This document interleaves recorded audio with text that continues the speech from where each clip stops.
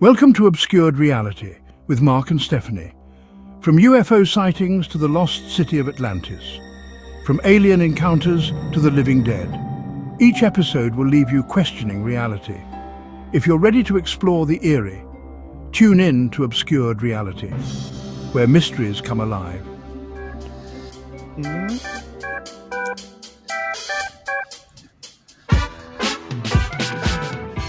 Welcome back, Obscured Reality. We have a great one tonight, back with our special guest Jared Turner. Stephanie's back again, and of course myself. I just want to start out saying there is no list, and I am referring, of course, to the Ariel School in Zimbabwe. There is no list of explanations. In my opinion, there's one explanation as to what happened, and if either of you have an idea, let me know. I don't know how much you two know about the Ariel School. I know you know some, but where are you guys at on your knowledge level with the Ariel School UFO and alien sighting by 62 school children in 1994? I'm pretty Stephanie? pretty well up on it. I read the Wikipedia. Okay.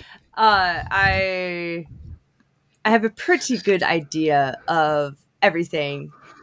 I do trust Wikipedia just because of all the sources are cited. Yeah. Wow, can't talk tonight. But I feel like that was a good cliff note of Yeah, well, you go look around for more other sites and stuff, and you see, a lot of it's correlating information, which is good. Yeah. What about you, Jared? You know much about it? I know enough about it to get me in trouble. I know essentially what happened. I know that from an investigative standpoint, something as investigators, interrogators, law enforcement, military intelligence that would never happen is putting the kids in the same room and asking questions without separating everybody and letting them influence one another. And I know that there were other things that went on, but I'm interested in hearing. All right, well, the one and only. Let's get into it. Then we got a lot to read here because we haven't done this one yet, but we definitely want to go through the full story, people that were there and all that. So this happened September 16, 1994. Oh, by the way, aside from giving you a most likely answer as to what actually happened, we have videos and a lot of pictures, and those are going to help prove my case, okay? So this happened September 16, 1994. This is a UFO sighting. It was outside of Ruwa, R-U-W-A, Zimbabwe, okay? 62 pupils, school children at the Ariel School, aged between 6 and 12, said that they saw one or more silver craft descend from the sky and land on a field near their school. Some of the children claimed that one or more of the creatures dressed all in black then approached and telepathically communicated to them, as always, a message with an environmental theme, frightening them and causing them to cry. Some skeptics have described the incident as one of mass hysteria. I think that plays a role in this as well, to a degree.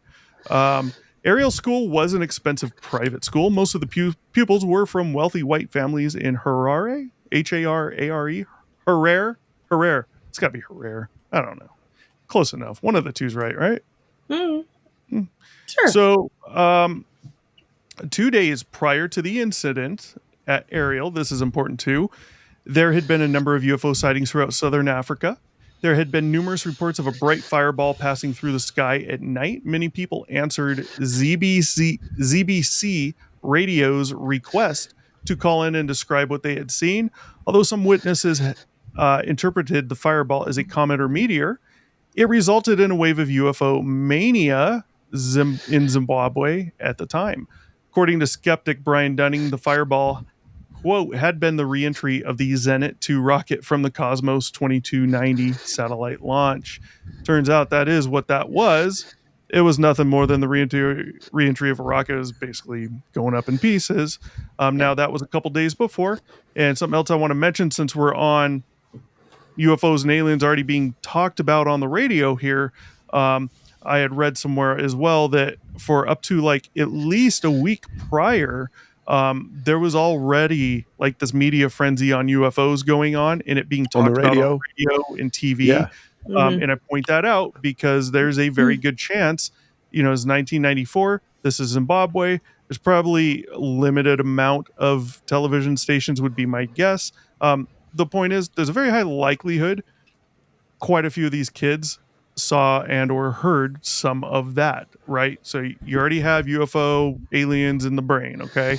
And then this fireball thing happens 2 days prior, and I'm sure they were hearing about UFO and aliens from that.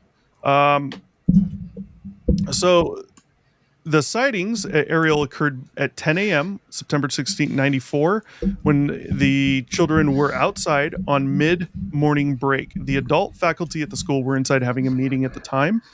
The entire incident lasted about 15 minutes. When the children returned to class, they told the teachers what they had seen, but were dismissed. When they returned home, they told their parents. Many of those parents came to the school the next day to discuss what happened with the faculty. BBC's correspondent in Zimbabwe, Tim Leach, visited the school on September 19th. I'm just going to jump in real fast and let y'all know, or I guess anyone listening, these kids are also between the ages of 6 and 12. That is very important to remember about this. Mm-hmm. Very important. Yep. So Tim Leach visited a few days later, and he went there to film the interviews with the pupils, the children, and the staff. After investigating the incident, Leach stated, "I could handle war zones, but I could not handle this." Taking statements and filming them? I mean, that's... What, the small children in mass? Like, that's rough. If you can't handle that, don't talk to Jared Turner, because he's got some stuff that this guy would probably just off himself, Jesus. Like, he couldn't handle talking to kids. Local UFO researcher Cynthia Hind, she will be in one of these videos. Ooh. Hind visited the school on September 20th, 94. She interviewed some of the children and asked them to draw pictures of what they had seen. She reported that the children all told her the same story. That November, so 2 months later, Harvard University professor of psychiatry, John Mack, visited the Ariel School to interview witnesses. Throughout the 90s, Mack had investigated UFO sightings and the alien abduction phenomenon. According to the interviews of Hind, Leach, and Mack, 62 children between the ages of 6 and 12 said they had seen at least one UFO. One or more silver objects, usually described as discs, appeared in the sky. They then floated down to a field of brush and small trees just outside school property. Between 1 and 4 creatures with big eyes and dressed all in black exited a craft and approached the children. At this point, many of the children ran, but some, mostly older children, stayed and watched the approach. According to Mack's interviews, the creatures then telepathically communicated to the children the environmental message that we already talked about before returning to the craft and flying away. According to Dunning, this telepathic message aspect of the story was not included in Hind or Leach's reports, only in Mack's, although Hind reported on it later. So Mack came out 2 months after everything happened, and he's the only one talking about this telepathic message, okay? Mm-hmm. So, keep that in mind, because, when this was fresh in the kids' heads, well, that apparently never came up, because especially Cynthia Hind, she definitely would have mentioned that, She's looking for anything here. I mean, considering that we don't communicate telepathically and cannot, you would think that would be something that was like, oh my God, like they talk to us in our brains. We don't understand. Like that would be the number one thing those kids would not be able to stop talking about. Was, you would think. Yeah. Mm-hmm. I'm going to say I was thinking that, and she just read my mind and telepathically. You just proved her wrong. Yeah. No. Stop this. So one this. of the things that's important here is that think about this. And I know there's a lot more to go into, but so this guy, this professor, he was already on suspension or under investigation from Harvard for implying that to people, from what I understand, that they were seeing UFOs, or that the results he wasn't investigating things. He was putting things into people's Yeah. heads when he was. Wow, when he where was, have we heard that before? Yeah, Mhm. and if you're going to exclude something that doesn't support your case, that was my frustration and disappointment with David Paulides. Now I don't go into that, Yeah. but so think about it. 2 months after this happens, he goes out and investigates, and then, I mean, this shouldn't be counted in anything. Yet it sounds like a lot of this comes from his interviewing the kids who have, at that point, I mean, if you're not there interviewing them immediately, Yep. separating everybody, then you're going They to have get 2 months to it's going talk. to get, yeah. These kids have 2 months to talk with each other at school, outside of school, and change their narratives, not on purpose, not out of nefarious reasons, but oh, I didn't remember what little Johnny saw. I didn't remember that part. I guess that is true. Now that kid's telling that story, even though that's not what he saw. Mm-hmm. I mean, 2 months is way too long. Yeah. Adults do that too. Adults will, Yep. give them time. I mean, if you look at the most recent case in Boston where the police officer was killed in his front yard where he was struck by a vehicle, and his girlfriend, anyway, I won't get into that. It's just, Yeah. there was some texting back and forth as to getting your stories straight. And so if adults are going to do that, we know kids are always going to do that. I mean, Yeah. my brother and I did that to my dad all the time.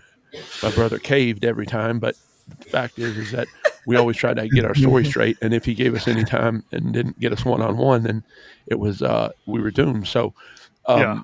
Funny how I the would- one who didn't cave is in the military. Well, was in the military though, which says Yeah. a lot. oh, here we go. Here we go. Uh, She's All right. on to me. let's move on here. So yeah, I mean, all of that is true. I think some of that might come up in here, but we're going to talk after we get through the story and these videos. The videos are short, but I'm going to prove to you guys. And if I do a bad job, let me know. In Mack's interviews, one fifth grader tells how he was warned, quote, about something that's going to happen and that pollution mustn't be.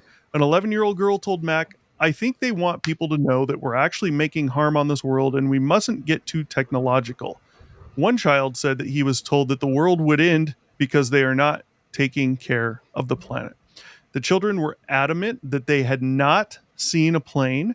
Hind noted that the different cultural background of the children gave rise to different interpretations of what they had seen, and they did not all believe that they had seen extraterrestrials. She noted that some of the children thought the short little beings were Tikaloshes, creatures of Shona, and Ndebele folklore. Now, just that one sentence in that paragraph alone, I mean, sounds like Hind is doing more closer to real investigatory than anyone else. I mean, she's actually coming up with legit explanations or answers on things. Hey, different cultural backgrounds. I'm seeing we're getting different stories that would appear to be based off of different cultural backgrounds. Doesn't mean she's right or wrong on anything, but I'll point that out because you're not hearing that from the others here, especially Mack, which you would expect from him, something in depth. Skeptics have suggested the incident could be explained as a mass hysteria or a prank. Gideon Reed proposed the hypothesis of a confusion with touring puppet shows designed to promote awareness around AIDS. It has alternatively been argued that the children misidentified a dust devil.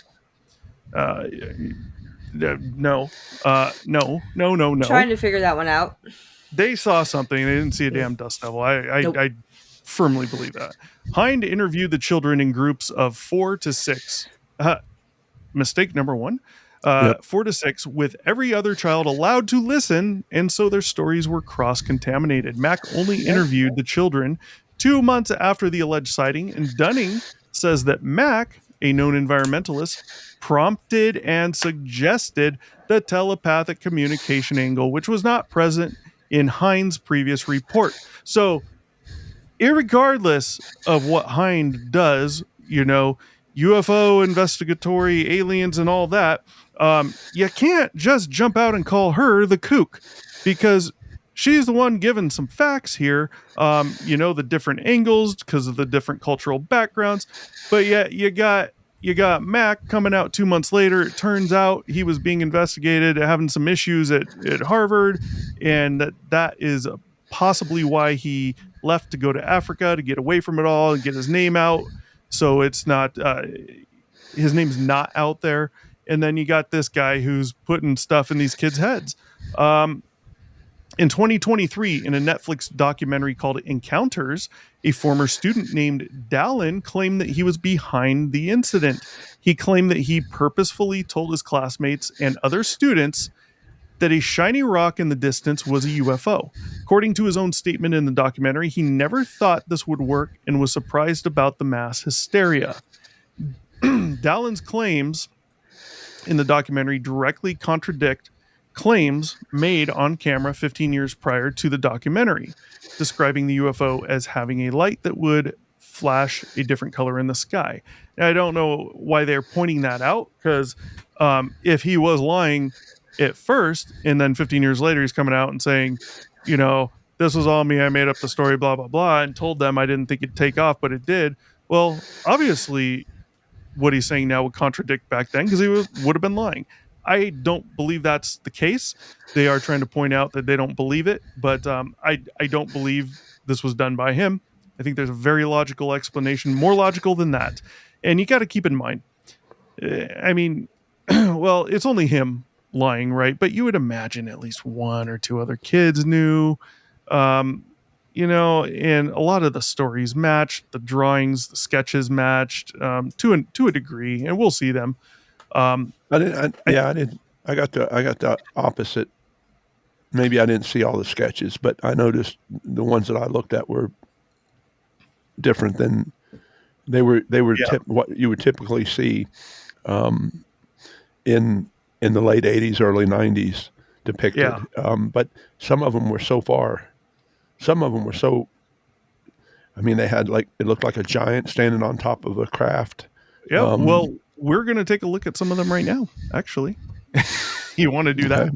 Yes, sir. Let's look at that. We got a little more to read, but this has to do with what I'm going to go into. So let me pull this up right now. If at any point there's an issue with the audio, when it starts, let me know. The first video will have audio. The second video is at the very end. There will be no audio with that. But we're also not going the entire way through yet. So let's start with this video. We will have audio here. In the trees over there. There's been a UFO alert across southern Africa. This is a continuation of you guys can hear it? UFO story. A large, bright-colored object was seen traveling very fast above Zimbabwe, Zambia, and South Africa. I thought it was an alien, and he had big eyes. Several planes saw it. The experts are baffled. Ruwa, Ariel School, 19th September 94, 12:12 local time.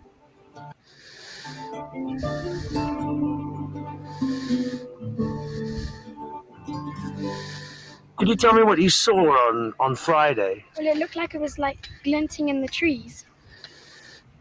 It looked roundabout like a disc, like a round. Are you sure it wasn't a Harrier jump jet or? How stupid. Are you sure it wasn't a Harrier jump jet? No, you're already putting stuff in their mind, but seriously, you know how loud a Harrier jump jet is? You're asking, you'll hear a Harrier if it's in the hover mode, you're going to hear that farther away than you'd hear a helicopter. It's just massive noise. I digress. Something that the Zimbabwe Air Force It was in a disc.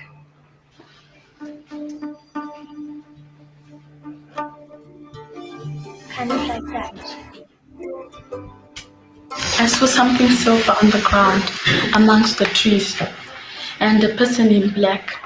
They had big black eyes. That's all I saw. I saw a glimpse. They kind of turned around and stared, and then went back into a kind of ship. I saw this silver thing in amongst this clump of trees. So I want to point something out real quick. Number one, in a clump of trees. So we know from the sketches and the interviews that the alleged craft and the alleged aliens were inside of like a cropping of trees, a small grouping of trees, or behind the group of trees. Hard to tell, but there was definitely some trees in front obscuring vision. Okay. That's important, I think. And also they're somewhat detailed on their descriptions. Okay. And this is going to matter in a minute. I'll let you know why, but large black eyes. Well, how freaking close were these? Because when you read the article, like I just read, these aliens came out of the trees and approached the children. Well, when they word it like that, it sounds like these things were pretty close and they started walking up way closer to the children. I don't think that's actually the case, though.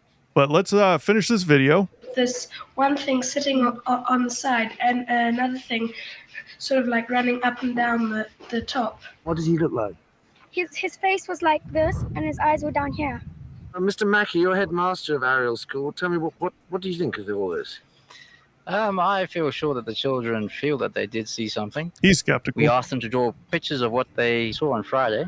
And after looking at those, I definitely feel that they did see something. What do you think that was? I agree that it could be something that we are not common with. I agree. But to actually say that it was a UFO, I would be reluctant to make a decision like that.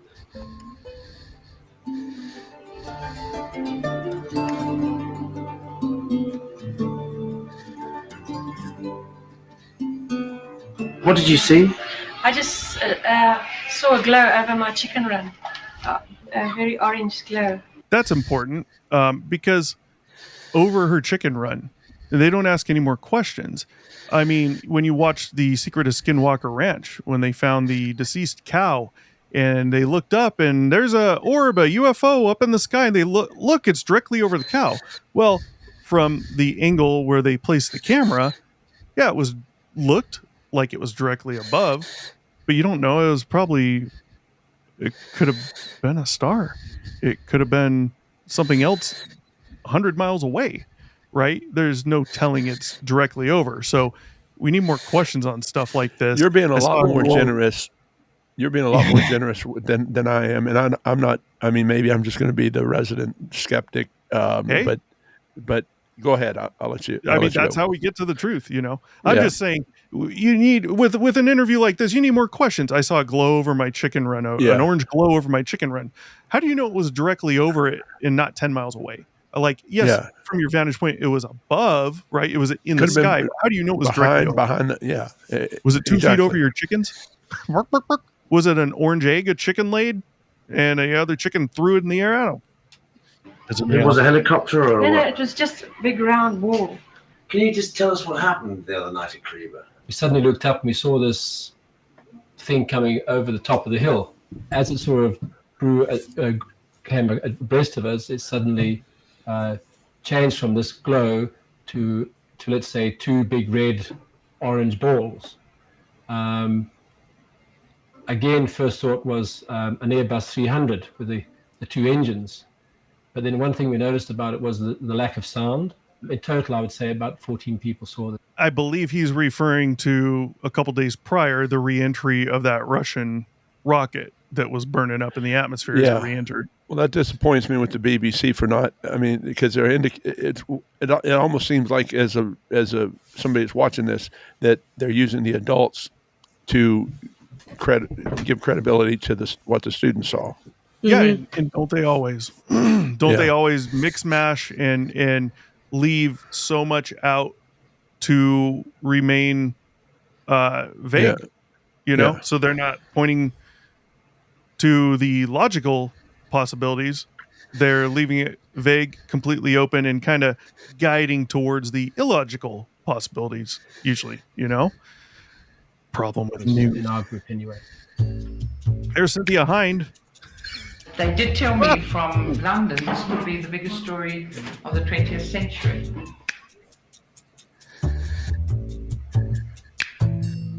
As I said to Tim yesterday, I mean, I do believe the children. Yeah. What's up? That if the way they describe it is not the way they draw it, then there's already an issue. There's a very specific way.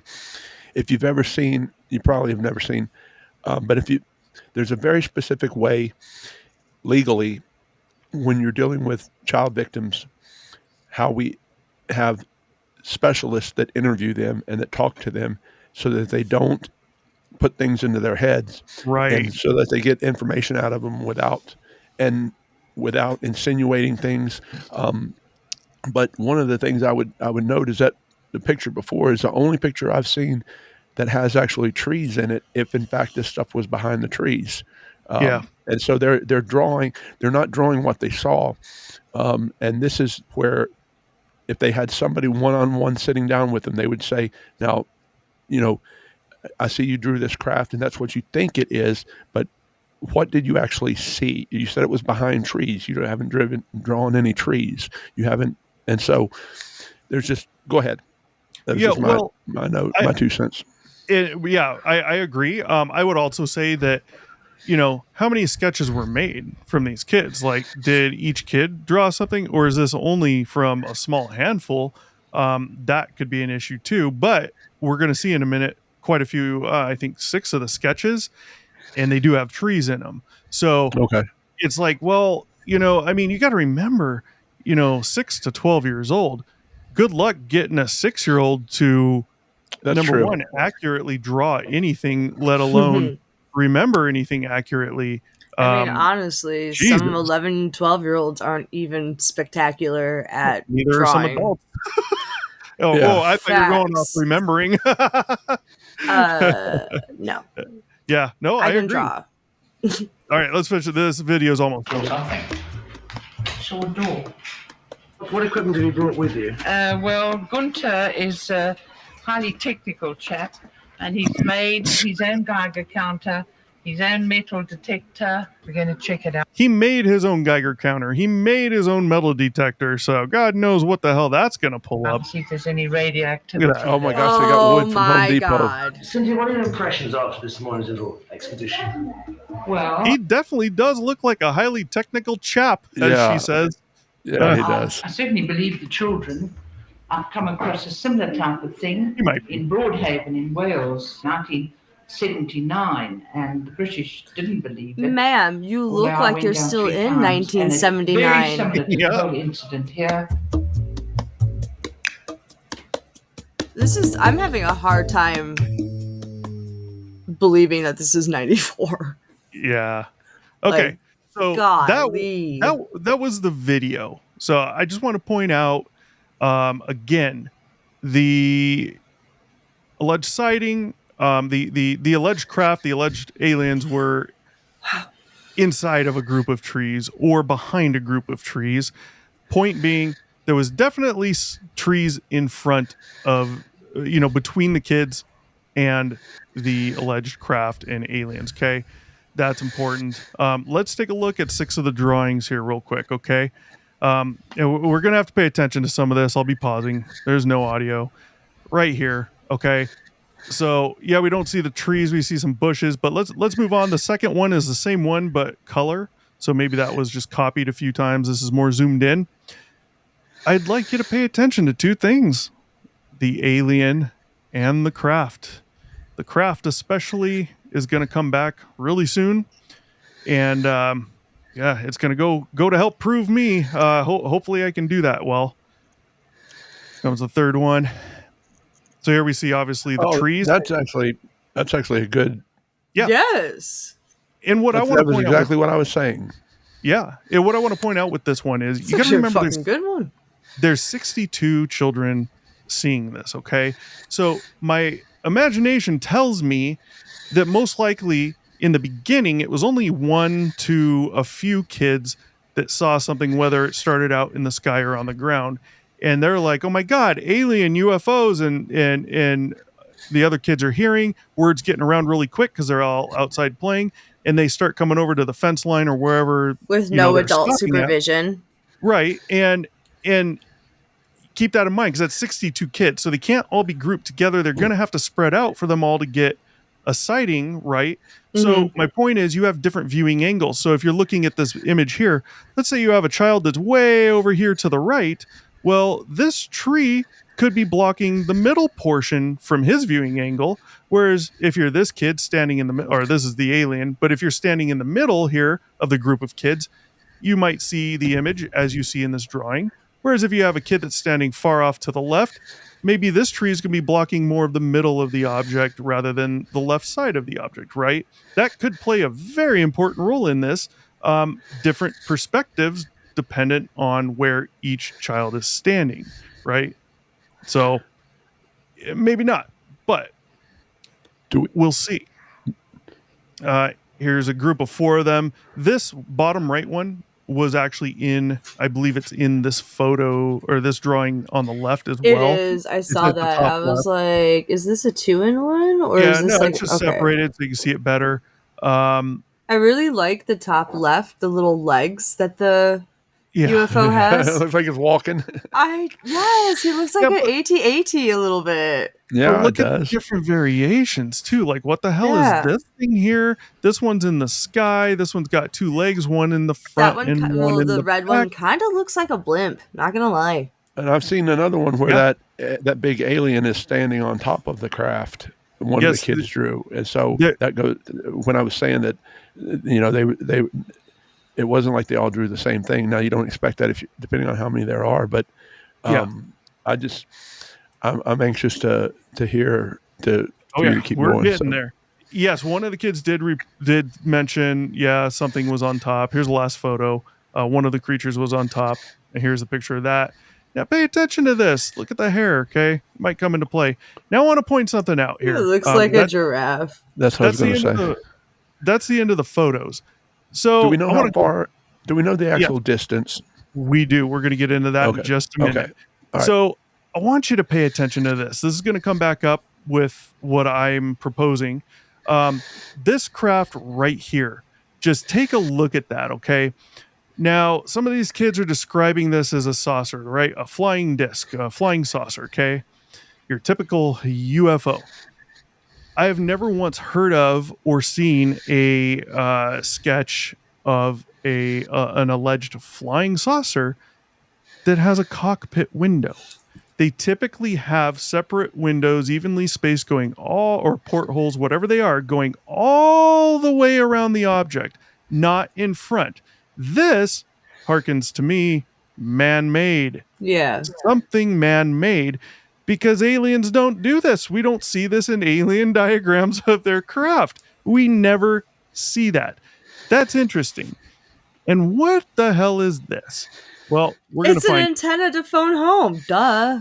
Yeah. Yeah. We're gonna see.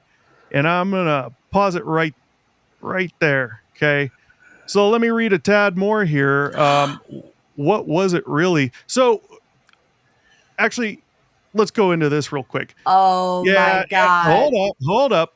So a very popular trailer back in the day was the Airstream. I think it was an I Love Lucy, blah, blah, blah. Now, this never popped into my head before. My guess is because Airstream didn't really make a comeback until somewhat recently. They've been popular again, okay? Yep, started coming back about 20 years ago. Yeah, you go back to that picture, and man, it just reminded me immediately of an Airstream trailer. Let's look. So here's a group of Airstreams. Yeah. Look at the windows on the front here. It looks exactly what was described. It was supposed to look like futuristic in space and modern because it was like the age of the space race. Yes. Yeah. Now you have this one here, which is going to come back up again. Saucer. This one right here is going to come back up again in a minute. However, this one I want to point out does not have that window here, at least not that I can see, or it's that right there and it's covered up. But they have the window. Okay. Now I'm not alleging this was an Airstream trailer, but this plays into it, at least for me. Here's a close-up of this one right here. Look at this thing on top. Yeah. And look from this angle. The wheels appear to be at or close to the back, which they are fairly close to the back. This is a larger one. And then you got in the this front. on the bottom coming down. Oh, there just so happens to be this. Is this a tree in the background, or is this something on that actual trailer? I I mean, they do have things on top of it. They do have the air conditioned mounts and whatever and other stuff. Yep. Yeah. So, Airstream trailer comes to my mind with this. Okay. Okay. But so now, smart. Now it's going to be, how does Airstream trailer play into this? Here's the picture with it. Again, this could be a tree back there. I'm not sure. But what's up, Jared? This would be my question if that's the case. Either one of two things. Are you alleging that they saw an Airstream and mistook it for a craft, or are you alleging that? Because if that's the case, then you should be able to go to that site and find the person whose Airstream it was that was parked there or that was located there. Or that it was 94. I did a lot of looking into this. And Africa. You can barely find anything. Well, I'm talking about an investigator at the time should have been able to go over and locate. I mean, they should have been able to walk up and say, Linda Hine or whatever her name was. That. She should be able to look up and see the Airstream sitting there and say, was that what you saw? Or show them a picture of it. So what I'm wondering is if they've seen this and that was in their mind as they're drawing it, if this has influenced them. We know they had access to HBO, and we know they had access to, and these were kids that came from better to do families. We know that they knew what, it wasn't like they were out in the desert and had never seen or had never had any experience. I mean, they'd seen these on movies and things of that nature. You know, this drawing by this kid, let's say this drawing, let's say what they saw really was an Airstream.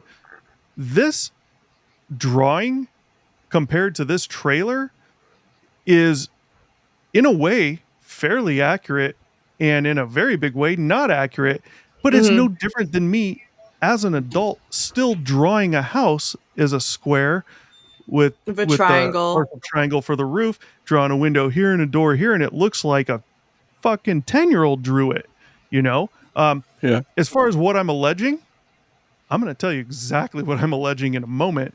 And I do think there is a possibility it could have been an Airstream trailer, and you're going to see exactly why. I'm going to do my best to prove this to you, okay? I'm anxious to see how far the distance was. The actual distance is what I'm hoping to see at some point. Well, I'm going to pause it right here. This is the last photo. Then we're going to go into the rest right now. And then we're going to watch the last video. Let me make sure that video. Yep. Okay.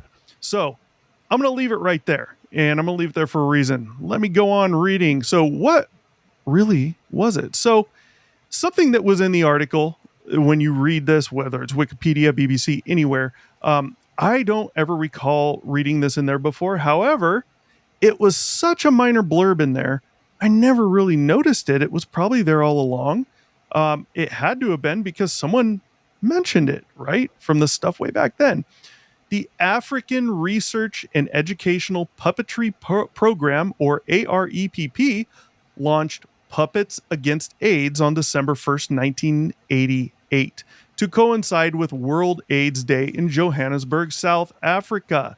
The program began in Johannesburg and Soweto and quickly expanded throughout southern and eastern Africa, reaching countries like Zimbabwe, Zambia, Kenya, Botswana, and Namibia. Puppets Against AIDS built on an African tradition of outdoor performances incorporating dance, percussion, and interactive audience discussion with puppeteers who performed a scripted play. Puppets Against AIDS embraced a creative, lighthearted approach with puppeteers taking the prevention message directly to the people. Again, traveling puppet show at shopping centers, mines, taxi stands, and health clinics. So you see they're going anywhere. Okay, down there in Africa, with little or no advanced publicity, only marimba and drums to attract a village crowd. A Puppets Against AIDS narrator would introduce the 35-minute performance, which included 6 silent puppet characters and a narrator doctor who provided information about HIV/AIDS transmission. The puppets, some handheld or glove puppets that popped out of a portable puppet booth. Others were life-size and 2 meters high with giant heads worn on human bodies. Oh, wow. Featured gray faces that were racially unidentifiable. outdoor performances in public spaces with minimal setup, sometimes just a blanket stretched between two trees functioning as a stage. Okay, we're going to get into it, okay? Vehicles used, real quick. I did the best research I could on this. Vehicles used, custom-built adventure overland vehicles. These include overland trucks or safari midi buses, smaller East African safari vehicles, Land Cruisers or minibuses, such as what you see on the screen right now, a Volkswagen minibus, adapted microbuses or minibuses, which are less rugged areas. They were used in less rugged areas. Microbuses like Toyota Quantums and Mercedes Sprinters. Interesting. So this right here, what you're looking at on your screen, was more kind of like the one in the middle here, is more of what they were using. And this wasn't one group of 3 or 4 people going out and doing this. This program set up a bunch of different groups to go to different areas, right? So these are what was used, what I just read and what you're seeing on the screen. And I'm going to prove that to you in just a moment as well. Now, you asked a question, Jared. How far away was the sighting?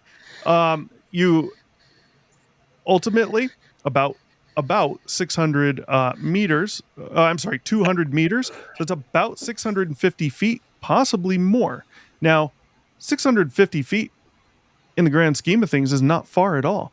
But this is, very important on the descriptions they gave of these aliens. 650 feet is very far, I think, when you're looking at, say, a person who's 650 feet away and getting that kind of detail. Big black eyes, they said. Look at the drawing, that long, like Rastafarian hair. Do you remember when I said that I got the persona non grata from the Sasquatch channel people because I made the claim that guy was storytelling and there's no way he could have seen it from the distance he was describing? So 200 meters. Let's think about that. That's half of a track. It's 2 straight stretches, or a straight stretch and a curve. It's 2 football fields. Far. That's far. Yeah, and so if we're judging distance in long range shooting, when you start with 100 meters and you start to work your way out, you start to lose features really quickly. Yeah. Big time. To where you can't see facial features, but you can see that it's a person because you can see the limbs and the light between the legs. And then you start to lose that to the point where it gets down to be like a triangle. And then it gets down to be just like a speck of salt when you get out to 600 meters. But at 200 meters, for kids to see something and be that descriptive of it. Within a grouping of trees, by the way. Yes. Along with the trees. So views being blocked at some points. Yeah, so that would, I just, from the distance that they're claiming, and from the distance, then they're in, what they're describing is not what they saw or what they think they saw. It's. I disagree. They're adding to it. I disagree. And I'm going to prove to you exactly why. And I think you're going to be in agreement, but I don't want to put that in your head. If you're not, you're not. I don't care. That's your opinion. But I firmly believe they saw what they think they saw. I don't think it was aliens. I think it's this puppet show. And I'm going to show you exactly why. And when you see this video and these photos, I think you're going to agree. What comes to my mind is 650 or so feet away, and they're able to pick out these details and large heads. How can they tell from that distance? And big black eyes. How are you seeing that from that far, man? I got great vision with these glasses on. I can't make that out. What could allow them to actually make out those details? Let's hit play. There's no audio on this video, if it's the video next. Yep. Here's the puppets that were used. No fuck. Oh, you're kidding me. Fuck. This isn't the video, by the way. These are just a couple for that one with the spotted things. That's the only thing that's convincing me. Well, the giraffe comment that we just made. Yeah. Well, but you look, there's different styles. This one's wearing all black under the white, but let's just keep going. Here's some more. You get a good reference next to a human. Especially with that head on there. Oh boy, man. Now, no wonder they're claiming big heads and big black eyes. What are the eyes going to look like from that distance? Let's see. This is just one of the guys in the group dancing. And in here is one of the puppeteers, and they do a little puppet show. She puts the puppets out up here in front of the red stuff. Those are just the hand puppets. But do you notice something else important in this photo? Right here in the background. Yep. Right there. And I'm mentioning that because imagine that from a slight side angle. It looks like an Airstream or like that, those drawings to an extent. Not 100% match, but it looks like it. Let's keep going. Okay, so here's the video. This is a video on a stage in front of a large crowd of these big puppets dancing around. There's no audio. Give you an idea of how creepy, how eerie, and how large and unusual these things look. Here's where you're going to see the all black one, I believe. Right there, he's wearing all black. And look at how they're moving. These are performers. I mean, it's creepy. That's creepy. Yeah. Now imagine that. Imagine seeing right there, seeing those things. Not necessarily with those clothes on. We saw different ones on the stage. Even in that picture right there, the shadow cast on the eyes. I see the big black eyes. Yes. Yeah. Now imagine seeing that as a 6-year-old from 600 feet away in rural southern Africa, where you never see anything like this. Bro, I'd rather see a lion. Something else I wanted to point out that I read that I couldn't find again, so I didn't include it. One of the articles I was reading about the puppeteer program, I was not reading about the Ariel School. It was not in relation to that. It was just about this program. They would go to villages unannounced. They would go to small rural places, man, dirt roads and everything, right? And they would show up unannounced. They would go walk the streets in these goddamn costumes and not tell anyone. Adults, they mentioned in the article, some adults were even scared when they saw these things walking down the streets and wound up running inside and locking doors. They would just show up unannounced. So imagine they're going to have to go to some place that's just outside of that main drag, the main street, maybe set up their van or trailer. It is traveling. Why would you have an Airstream trailer? Why do I mention that? They're traveling. So back in the time in which this incident happened, that particular area was very little. It wasn't even a town. Yeah. So like when you say rural, like really rural, like it was just that school. Like there wasn't shit. There's not a lot there. Yeah. Yeah. If the van pulls up and the puppets get out and they look around, they decide they're going to walk around or maybe walk over to the school or something like that. At some point, wouldn't an adult from the school, I mean, the kids weren't, it wasn't like this thing went on for an hour. An adult would see that, and somebody would have noted that. Well, they were all inside though.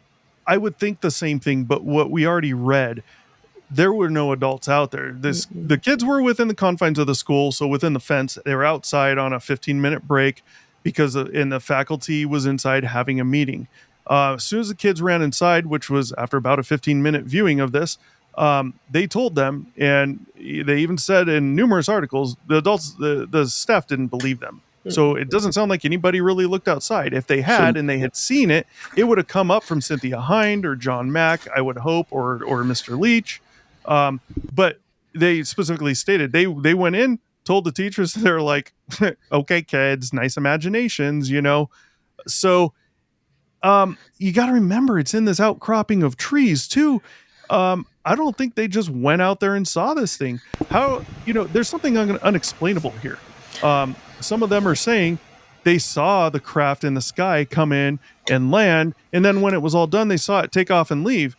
I don't know about the take off and leave thing. I think they're probably embellishing, not necessarily on purpose or nefariously. But think about this. What if 2 miles away you have a helicopter coming in? They're not going to hear it. And maybe there's a small airstrip over there and a helicopter's coming in, and comes down behind that cropping of trees. Well, it's not actually directly behind it. It's 2 miles away. And that draws their attention, but maybe it's at the right angle. They can't tell it's a helicopter. They don't see them that often down there. And it comes down, and that's what draws their view to the Airstream trailer or this Volkswagen minibus in the trees, which might be decorated for this 35-minute showing. They could be seeing puppet booths set up. They're doing semi-elaborate stuff to get people's attentions to intervene about the whole AIDS issue at the time. Do we have a picture of the map? I have to see the map of this location somewhere. Well, let's finish this. I do not. I'll pull one up. Who made this video? This particular one right here. Yeah. Or no, the compilation that you've been showing. I did. And you're asking me about doing research? This is good. It is. It is. Don't ask me about research anymore. I mean, the way you put it together is impressive. You said shit. Well, here's the thing that really pissed me off. I guess I never really tried to look into it too much, but I wasn't looking into it too much this time either. And I was reading and I saw this whole traveling puppet thing and I'm like, interesting. Let's look at that. And this really pisses me off because why the hell do we not hear about this from Cynthia Hind? Why don't we hear about it from Robin Leach or Tim Leach? Are they related, by the way? Welcome to the lifestyles of the rich and famous. And John Mack. Why don't we hear about this traveling puppet program as a possibility? Because to me, from 650 feet away, this gives you the appearance of regular normal size human or maybe a little smaller. The large head's obviously massive, and all those things have to do is walk through 2 trees. Those kids are saying, holy shit, they're walking towards us, and that's it. I mean, they probably started walking towards them. The kids flipped out, ran inside, only just to not figure out that they weren't really coming towards them. Maybe they were just putting all the shit on. You go on, do Google search of this and read some different things as it relates to this. And I mean, I just have one question. I think at some point it mentioned that this program started in 88. So was it still a program in 94? Oh, yes. Yes, it was for quite a while. Yeah. And I know that because I was trying to find anything I could to see if this traveling puppet show was in Zimbabwe at the time. You can't find much on this. The best AI came up with from its research, which is way better than any of us can do. It just scours it all real quick. They said, based on this, and this, it's likely they were in Zimbabwe at the time, but we don't know it as fact. So, but yes, it was going on for a while. I want to say up until, I could be totally wrong. I want to say up until about 2004, but, damn, let's continue. This thing's almost over here. There's just these things moving around some more. Look at that. Look, what's this again? There's your little mini bus. Imagine them setting up a puppet stand, that puppet stand we saw, that puppet box that the person stands in. Imagine them setting that decorative thing up right in front of this minibus somewhere. Imagine that from the kids' angles. You got the minibus on the side with the kind of wrapped around window. It kind of looks like it's wrapped around on these things. And you got that weird looking puppet stand they've never seen before. And then you got a few of these big ass puppets walking around because they're putting on the costumes to get ready to go walk through the streets. It explains all of it. Most of it. I mean, look at that. These buses, it looks like a wraparound window. I know it's not. You got the A-pillar right here. But it you can't really tell. Looks like that, What if you see this guy down there wearing this while you got other puppets running around with the big, 3-foot wide heads running around? You don't know what you're looking at as a 6-year-old from 650 feet away. You're scared shitless. I'm surprised they didn't get shot by somebody or got assaulted by somebody. If you those things walk down the street in my neighborhood, and I live in a decent neighborhood, but it's still, I mean, in any neighborhood in the U.S. or even in South Africa now or Zimbabwe or Mozambique